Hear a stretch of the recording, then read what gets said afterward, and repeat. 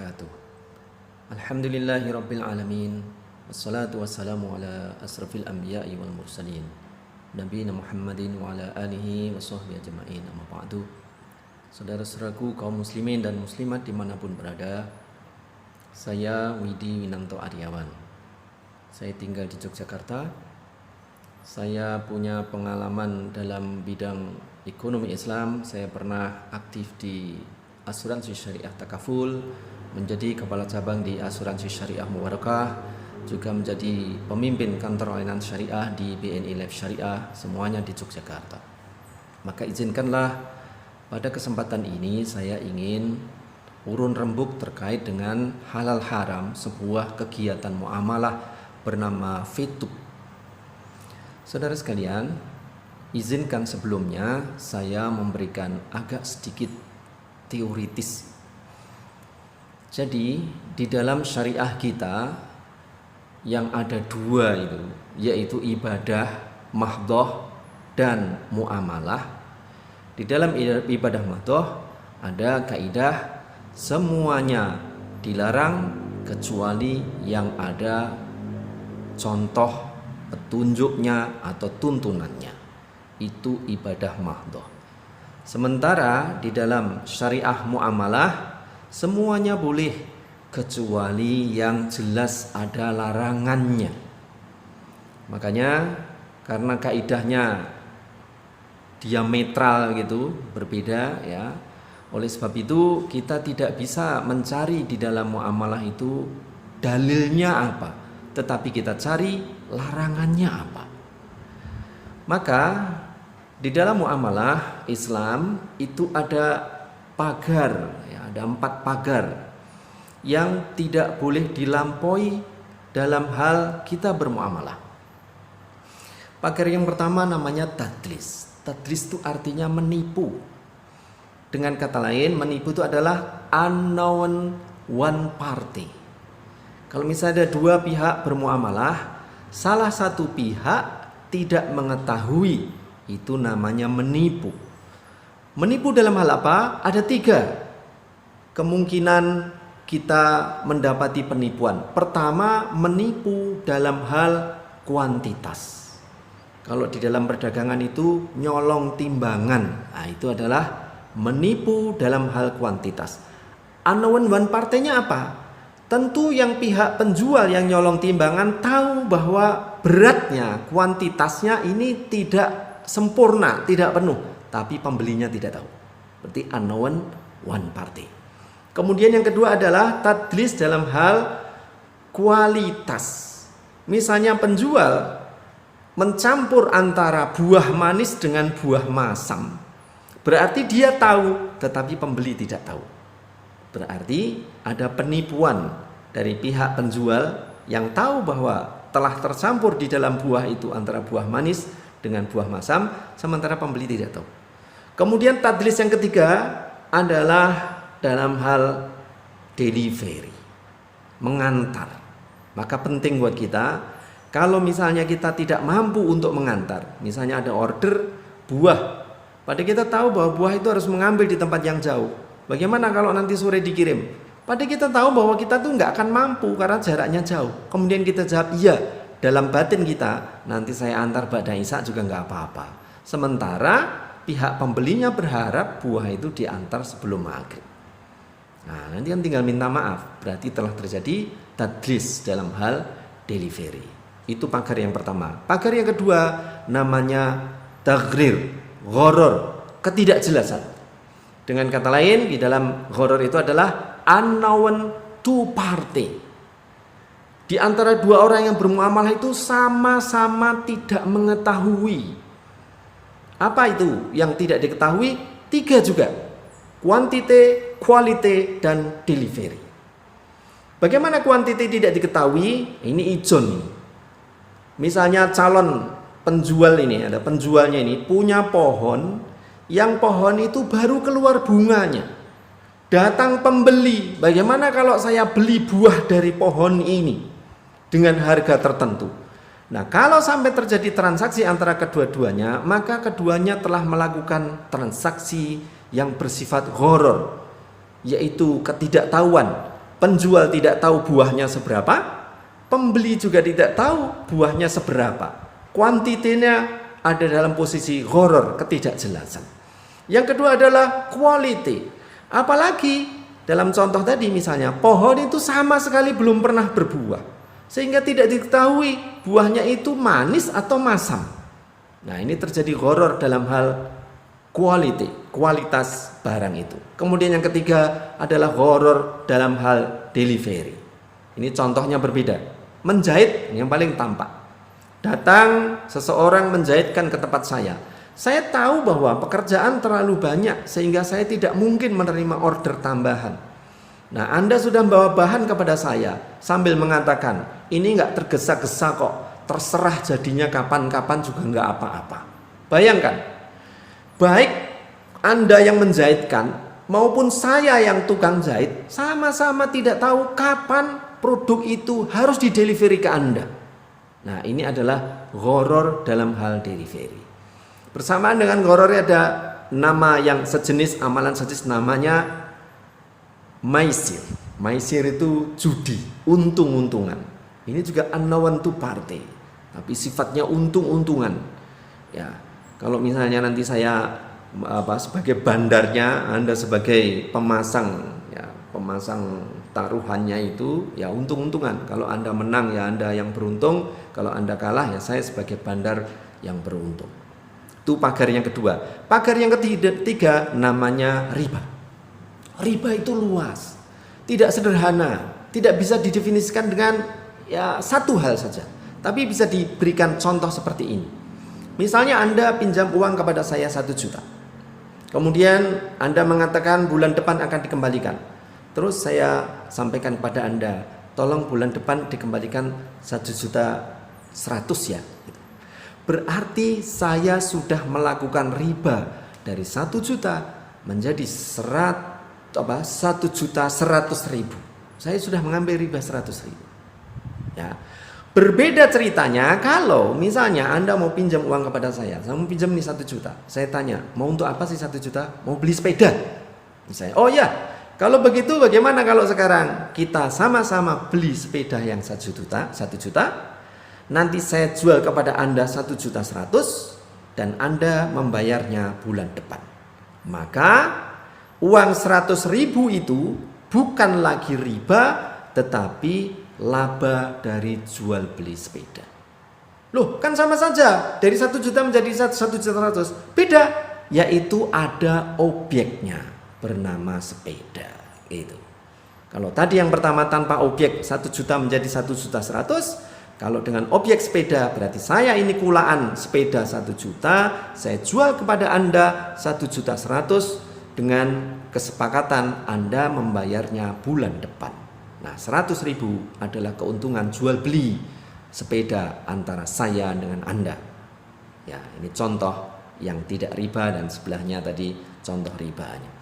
Yang ketiga, yang keempat namanya bai' najas atau sebelahnya namanya ikhtikar. Bai' najas itu apa? Bai' najas itu adalah manipulasi dari sisi demand, permintaan.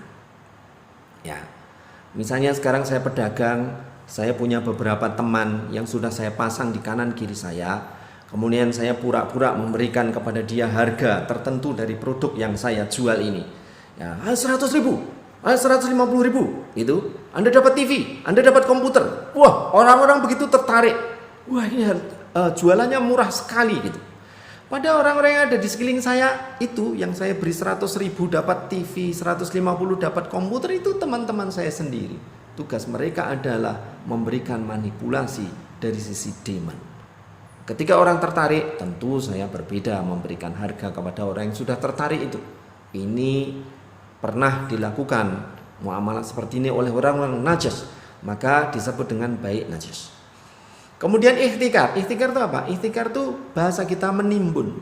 Ini manipulasi dari sisi suplai. Pabrik gula sudah mengeluarkan produk ke pasar, saya ambil semua itu produknya, saya simpan di gudang ratusan atau ribuan ton. Kemudian saya tidak mengeluarkan sedikit pun gula itu, sehingga akhirnya gula itu langka di pasaran.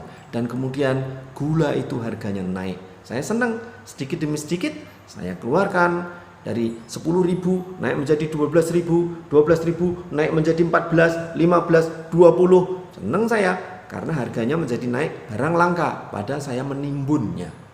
Ya, namanya ihtikar. Saudara sekalian, dengan menggunakan 4 pagar ini, pertanyaan kita adalah sebelah mana dari fetub yang sudah melanggar di antara pagar-pagar itu. Fetub, iklan, ya, orang nonton iklan mendapatkan viewpointnya bisa ditukar nanti dengan paket bintang atau ditukar dengan iklan yang dipasang di situ, atau bahkan kalau ada yang berminat, viewpoint itu bisa diambil, diakuisisi atau dibeli oleh orang sesama VTubers dan kemudian kita mendapatkan uang dari dia. Pertanyaannya, sebelah mana dari muamalah itu yang mengandung tadlis atau penipuan? Dengan kata lain, unknown one party. Perusahaan tahu, saya tidak tahu. Ya, unknown one party. Mari, silahkan untuk dianalisis. Kemudian yang kedua, tentang horor. Adakah di dalam fetub itu yang bersifat horor? Orang menyebutkan bahwa di dalam fetub ada unsur ponzi yang itu jelas-jelas horor yang dilarang di dalam Islam. Pertanyaannya, sebelum menjawab pertanyaan itu, sekian waktu yang lalu ada sebuah provider penyedia data internet, di dalam aplikasinya itu menawarkan kepada siapapun pemilik kartu provider dia, siapa saja yang masuk ke aplikasi, dia daftar di situ, maka setiap dia membuka, dia akan mendapatkan 1 perangko. Kita tinggal ngeklik perangko itu, kemudian muncul centang, ya, muncul centangnya. Nah, setiap hari kita masuk dapat centang 1, besok kita masuk lagi dapat centang 1. Perangko-perangko itu dikumpulkan dan ketika mencapai jumlah tertentu, perangko itu dapat ditukar dengan data internet dari provider itu. Nah, saudara sekalian, apakah yang dilakukan provider itu menyalahi syariat? Tentu tidak. Itu adalah teknik promosi agar orang mau mendatangi atau masuk ke aplikasi dia untuk mendapatkan promosi-promosi macam-macam di dalam aplikasi itu, maka diberi sebuah reward, sebuah penawaran keuntungan. Kalau Anda mau buka aplikasi, Anda saya beri perangko. Kalau perangko itu memenuhi, diklik setiap hari, begitu dapat sekian jumlah tertentu perangko, Anda kami beri pulsa gratis, pulsa data. Ya, pulsa data itu bisa digunakan untuk buka aplikasi itu lagi. Artinya ngeklik gitu. Nah, pertanyaannya, bolehkah misalnya saya sudah mendapatkan centangan perangko-perangko yang banyak itu dan kemudian saya tukar dengan pulsa data saya dapatkan, ada teman saya minta, seperti biasa kalau kita usai beli pulsa kan ada penawaran, kalau mau transfer pulsa ke teman dan seperti itu ya, pulsa ke teman silahkan, caranya seperti ini. Nah, pertanyaannya, boleh nggak kalau pulsa data itu saya berikan kepada teman saya atau teman saya membelinya? Tentu boleh saja, wong itu pulsa milik saya sendiri sebagai hadiah dari provider itu. Nah, sekarang mundur sedikit. Andaikan saya belum sempat menukar dengan pulsa, boleh nggak kalau misalnya perangko itu dibeli oleh teman yang kebetulan dia butuh perangko untuk beli pulsa data itu? Jawabannya tentu boleh, karena perangko-perangko itu didapatkan dari saya ngeklik ya aplikasi dari provider itu, reward dari dia.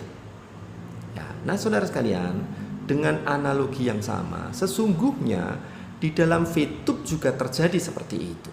VTube itu menawarkan kepada siapapun, kalau Anda mau masuk ke aplikasi saya, Anda mengklik iklan yang saya tayangkan, maka Anda tidak mendapatkan perangko. Kalau di provider itu perangko, tapi mendapatkan viewpoint. Viewpoint ya, kalau perangko ditukar dengan pulsa, ini perusahaan periklanan. Maka dia menawarkan kalau Anda punya viewpoint, Anda bisa tukar itu dengan paket Paket apa? Bintang. Untuk apa itu? Untuk bisa melihat iklan-iklan selanjutnya. Dia berlaku 40 hari, habis waktunya, ya sama dengan pulsa data, ada masa waktu tertentu pulsa data itu bisa digunakan. Ya, paket bintang. Jadi Viewpoint ditukarkan dengan paket bintang. Boleh enggak? Ya boleh, memang itu yang ditawarkan oleh mereka. Kemudian yang kedua, Viewpoint bisa ditukarkan dengan iklan yang ada di situ. Ya, kalau kita punya iklan, kita bisa bayar dengan Viewpoint yang kita miliki. Nah, produk kita akan ditayangkan sebagai iklan berbayar di situ yang diklik oleh ribuan bahkan jutaan orang. Nah, saudara sekalian, ternyata di antara para VTubers itu ada yang membutuhkan Viewpoint kita. Begitu. Dan perusahaan memfasilitasi kalau ada yang butuh Viewpoint Anda kebetulan juga longgar untuk melakukan itu, maka silakan untuk dijual kepada sesama VTubers. Boleh nggak itu? Boleh. Kenapa tidak? Bukankah tadi perangko itu bisa dijual kepada orang lain? Ya, karena itu hasil kerja kita membuka aplikasi itu. Ini juga begitu. Viewpoint itu adalah hasil kerja kita untuk mau membuka iklan atau mengklik iklan yang ada di VTube itu. Dan ketika Viewpoint kita dapatkan, kebetulan datang kepada orang. Bagaimana kalau Viewpoint ini saya akuisisi? Ya, lah untuk apa dia? Saya mau beli paket bintang. Boleh enggak? Boleh saja. Lain waktu, boleh enggak saya mengakuisisi VP Anda? Untuk apa? Untuk memasang iklan. Boleh saja. Ya, artinya dalam muamalah ini tidak ada unsur-unsur gharar di dalamnya.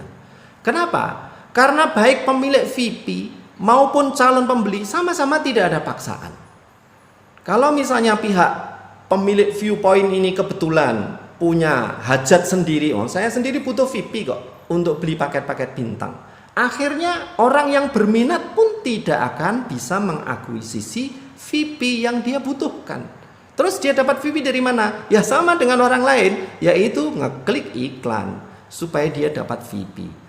Ya, sedikit demi sedikit dia kumpulkan VP itu naik, dia tukar dengan bintang, 40 hari dia tukar lagi, dan begitulah seterusnya. Akhirnya peringkat dia naik agar VP dia terkumpul makin banyak. Nah, saudara sekalian, silakan sekarang kita bisa menilai. Tidak ada unsur ponzi di dalamnya. Tidak ada unsur bahwa orang yang di bawah harus membayar kepada atas, tidak ada. Karena pihak yang ada di atas yang punya VP pun tidak wajib untuk menjual VP-nya. Kalau dia butuh, kenapa harus dijual? Ya, dia sendiri pengen membeli bintang, paket-paket bintang. Sementara yang ada di bawah, kalau tersedia silakan untuk mengakuisisi. Kalau tidak tersedia, ya tentu tidak tersedia VP di dalam perdagangan EC-nya itu, exchange counternya itu. Nah, saudara sekalian, semua tuduhan yang terkait di dalam VTube, saya berbeda pendapat. Baik yang datang dari para ustadz, datang dari para penceramah, cermati baik-baik bahwa ini bukan akad ponzi, tetapi ini murni akad tukar menukar, akuisisi, jual beli yang itu biasa-biasa saja di dalam sistem muamalah Islam. Antarodin minkum terjadi, ridho sama-sama ridho. Apakah selalu yang pembeli itu adalah yang levelnya di bawah? Enggak. Yang di atas itu berapa kali dia harus membeli orang di bawahnya karena dia butuh Viewpoint untuk membeli paket yang kebetulan dia sudah terlanjur menjualnya. Dia terpaksa harus beli Viewpoint kepada member-member di bawah, dan itu tidak masalah karena VP itu seperti perangko tadi, yaitu catatan nonton iklan yang diberikan oleh VTube bagi orang-orang atau member yang sudah nonton iklan. Tidak ada lebihnya, tidak ada kurangnya. Nah, saudara sekalian, silahkan ya untuk memberikan komentar, ya subscribe di dalam YouTube saya ini, ya share supaya orang-orang muslim, ya muslimat dimanapun berada, jangan ragu-ragu untuk bermuamalah dengan VTube. Tidak ada unsur tadlis atau penipuan, gharar atau ketidakjelasan, riba juga nggak ada, maisir juga tidak ada, kemudian baik najas maupun ikhtikar tidak ada. Ya, bagi Ustadz Nah, saya sedikit memberikan kritikan. Kita tidak bisa mengambil hukum satu muamalah hanya berdasarkan persepsi dari membernya. Di sini banyak orang-orang yang sudah sangat pinter memahami sistem di dalam fitub. Bagaimana mungkin kita ini mengambil hukum atas satu amalan, ya, kegiatan muamalah berdasarkan persepsi dari orang, apalagi melalui telepon. Antum di fitub ya, fitub bagaimana? Begini. Kalau seperti itu berarti fitub haram. Loh, kok sesimpel itu untuk menarik hukum di dalam muamalah? Bahkan di ormas Islam saja ada ya bahtul masail, itu kumpul kiai-kiai bawa kitab masing-masing, kemudian yang memahami masalah dia mempresentasikan apa yang sedang mau dibahas itu. Di majelis tarjih juga begitu, dijelaskan yang terjadi adalah seperti ini. Jadi untuk menentukan halal dan haramnya satu muamalah itu tidak sesederhana itu, apalagi sekedar berdasarkan persepsi member yang tentu dalam banyak hal persepsi itu belum tentu sesuai dengan yang sebenarnya. Itu kan persepsi dia. Padahal seperti itu kan? Enggak. Saya kira itu, mudah-mudahan sedikit ya kuliah tentang muamalah syariah ini, syariah muamalah ini dapat memberikan pencerahan. Saya anjurkan teman-teman, saudaraku kaum muslimin dan muslimat, jangan ragu-ragu untuk bermuamalah di fitub ini. Justru sekarang teknologi harus mulai dapat membantu menyelesaikan muamalah kita. Silahkan nanti mau pasang iklan di fitub. Fitub itu anggotanya makin lama makin banyak. Tentu sangat menarik bagi pemilik produk untuk pasang iklan, karena di situ berkumpul orang-orang atau calon-calon customer Anda. Saya akhiri, terima kasih. Jangan lupa subscribe, ting, ya, klik loncengnya, kemudian di-share kepada teman-teman supaya tidak ada keraguan lagi untuk bermuamalah melalui fitub ini. Billahi taufiq wal hidayah. Wassalamualaikum warahmatullahi wabarakatuh. Masya Allah, uraian yang sangat jelas dari Ustadz Widi. Ini bisa menjawab pertanyaan dari VTuber maupun calon VTuber, apakah dia mau lanjut atau tidak.